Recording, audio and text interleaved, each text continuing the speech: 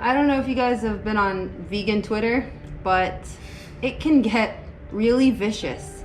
And there's a lot of shaming and a lot of guilt tripping and a lot of finger pointing, and it's just not productive. So I totally get it when I tell people I'm vegan and they're like, oh. Right? You get one of those O's, yeah, you know, the you get back one of up, those, yeah. eyes wide. Yeah. Well, you know, it's because like a lot of vegans, like you said, they're pretty harsh and they're very dogmatic in their views, thinking that, you know, if you're not vegan too, then you're a bad person. You're automatically, I don't want to associate with you, you know? And we just can't be like that. You can't just shame people who don't live the same lifestyle as you. That'll never get somebody to change. You know, that's just not the way to go about it. You know, a majority of people in this world have eaten meat at one time or another, including a lot of vegans, probably most of them, right? You know, and vegans seem to forget this, and they fail to treat others with the same compassion that they would have liked to be treated with if they were in those shoes as well, you know? So I get it, you know, it's hard to be gentle when the problem and the solution seem so apparent to you, right? But the problem and the solution are not that apparent to everybody, and that's something that I think a lot of vegans forget. We need to understand that. So, we are vegan. What does that mean? Well, what does it mean to be vegan? It means that we don't consume any food or drink that comes from animals, and we also don't buy any new products that come from animals either. So that doesn't mean we go in our closets and we throw away all the leather, right, or we throw out all of our belts and boots. Like, I'm still using a leather purse, I have a leather pair of boots, he has leather belts.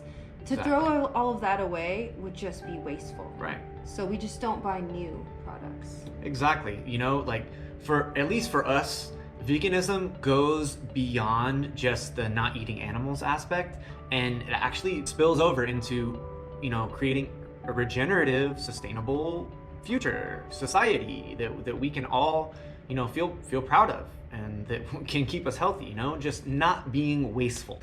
Basically, by avoiding these animal products, we are divesting from the animal agriculture industry, the factory farming industry.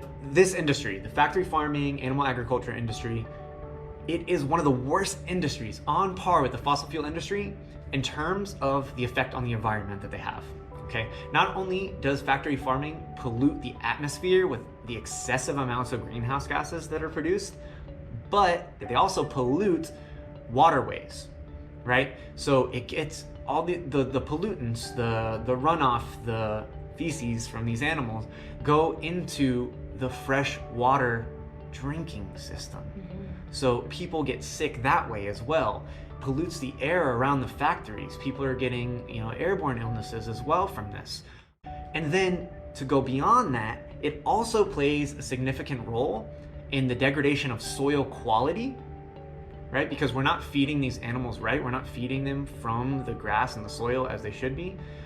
So it also negatively impacts carbon sequestration, meaning that the soil cannot retain as much carbon when it's not healthy, when we're stripping the land for cattle, okay?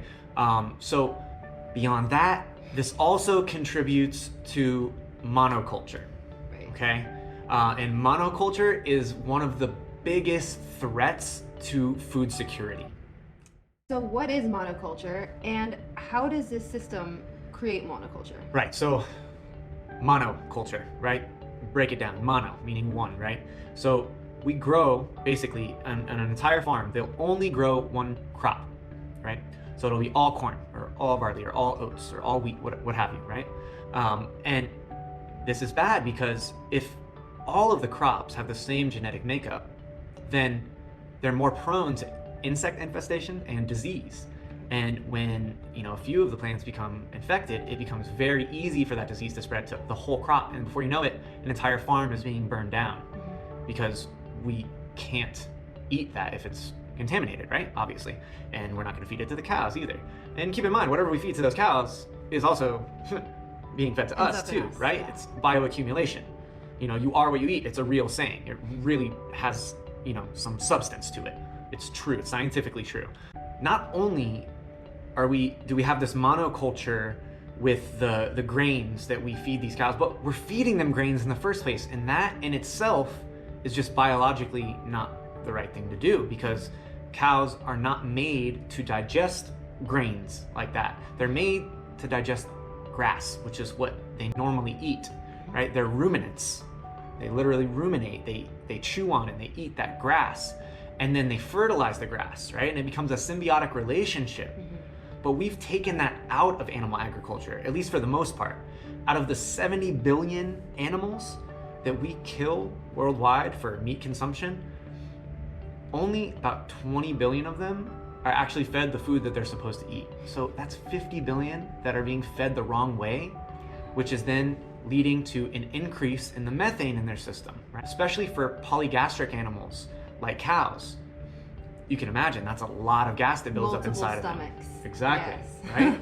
So they release all this excess methane, and the methane from animal agriculture alone accounts for about, it's probably a little less, but about 20% of all greenhouse gases.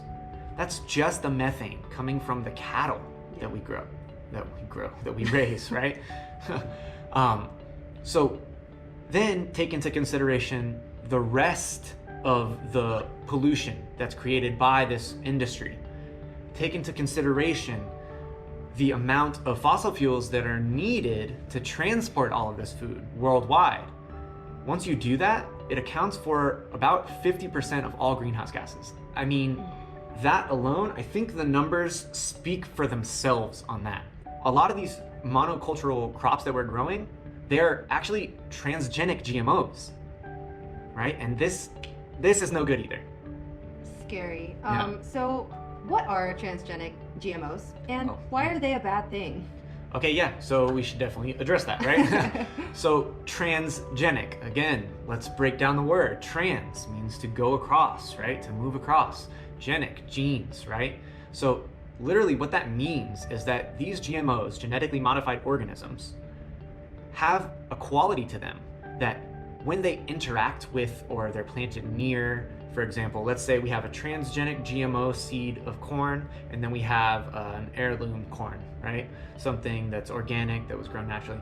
Eventually, that transgenic GMO corn can take over and convert the genes, the genetic makeup of that originally organic heirloom corn. And so now it has the same genetic makeup. So it just takes some birds picking up some of these seeds, some of the corn kernels, for example, of this transgenic corn, and then dropping it in a field where it's not transgenic corn, it's organic. But then what happens? Well, first of all, most of these transgenic GMOs, it's made by, you probably guessed it, Monsanto. And they own the genetic makeup of these crops. So now, once that seed drops into another field and the genetic makeup starts to change of that field, even if it's another farm that is owned by a private farmer that is not related to Monsanto, guess what? Monsanto owns their crops now. They come knocking at the door. Hey, excuse me, this is ours. So now we're actually helping Monsanto grow even more powerful, and we're putting the smaller farmers who we should be supporting out of business, right? So that alone, I mean, even just the facts that I've laid out so far, it seems pretty obvious on why we should not support this. Because by continuing to do this, we're giving Monsanto the power, and we're taking our power away. And we're taking the power from the farmers. We're taking that away, right? So we grow all of this food that cows aren't supposed to eat, and we feed it to the cows. You know, and it ends up equating to where we feed them so much of this food that same amount of food that we fed to one cow could have fed numerous people, a much more significant amount of people, if we would have just fed it to the people directly. So, I mean, I don't know, it seems pretty clear to me, but you know, we shouldn't keep feeding the cows this food that they can't digest. Right. It's not good for anybody. If we were to re-embrace the original practices of cows eating grass as they should. Crazy idea, right? I know, right? Yeah, feeding an animal what it's supposed to eat, and We're not even going to talk about how they're treated in these farms. That's a whole other topic. Google that. Yeah, because I don't think we even need to talk about that. Yeah, When you consider when you consider all of the other things, we don't even need to talk about the inhumanity that these animals are treated with. Even though, of course, I think we should, but I don't want to get into that in this topic right now. Just the fact, veganism should not be completely shunned just based on the action of a handful of vegans who want to be dogmatic about this whole practice or lifestyle. Instead, it's a lot bigger than just avoiding animal products for the sake of them not suffering. It's not that we're throbbing hearts that, oh, poor little animals. I mean, yes, right. we this do is not may rooted feel that way, but in just emotion. Right. This is rooted in facts. Right. And logic and Right. science. And these are things that, they matter. Right. Yeah, I mean, even taking the compassion out of it, Right. the numbers speak for themselves. I would say what made me become vegan was the emotional aspect of it. I saw a few documentaries, and we'll do a video on that too. But I saw a few documentaries, and the emotions kicked in, and that's what made me go vegan. But what kept me vegan was all of this other stuff. Right. The cold hard facts, the numbers, they speak for themselves. Right. And for me, while I was affected by what I saw in these documentaries and also in any of the factory farming videos you can watch on YouTube or anywhere else online, for me, it was more once I started fact checking these documentaries and I saw that, okay, maybe some of the things are blown a little bit out of proportion, but nonetheless, the basic facts were still there. And I really don't think it's that much of an argument in the scientific community. Just do the research yourself and see who studies are funded by. And unfortunately, as consumers these days, we do have to educate ourselves because the government has kind of failed on that front, or the education system has failed on that front. So we do need to be more educated consumers. And for us, that's something that veganism has done for us. It's made us more educated consumers. We really look at what we're eating now, we actually read ingredients, although generally we actually don't buy anything that Right. that comes in packaging. But if we do, Right. we ask questions now, and Right. it just blows my mind to see what blind consumers we were before all of this. Yeah. We would just go to the store, see a nice pretty advertisement packaging, buy it, put it in our Right. cart. What were we thinking? Yeah. There's you really got to do the work yourself. Unfortunately, it's not laid out there for you. You kind of have to become an investigator and Right. get to the bottom of stuff. Yeah. I mean, hopefully we've dispelled some of the myths about veganism and about vegans being just purely emotion-driven, hate-filled people. It's not like that, and it may be like that for some people, They are out there. Yeah. But that's not all of us. Right. Another thing, listen to your body, because Yeah. your body knows what's up. And there's a right way to go vegan and there's a wrong way to go vegan. And the wrong way is to just eat Oreos and French fries if you're vegan and just that's your diet, Yeah. Nutrition is key here. Right. That's really important. So And don't go from eating meat every day to not eating any meat either. You're not gonna feel good. Yeah. Anything that you do, you should always wean off, right? Wean. Just make it a scale. It's not like stop eating everything right now and just go 100% vegan. Right. It's transition. Small steps. Yeah, exactly. Don't Small be steps. so hard on yourself. And going back to the 5 R's. If you can't refuse completely, well then reduce. Right? That's the next step that you can take. So we hope you're willing to make that next step.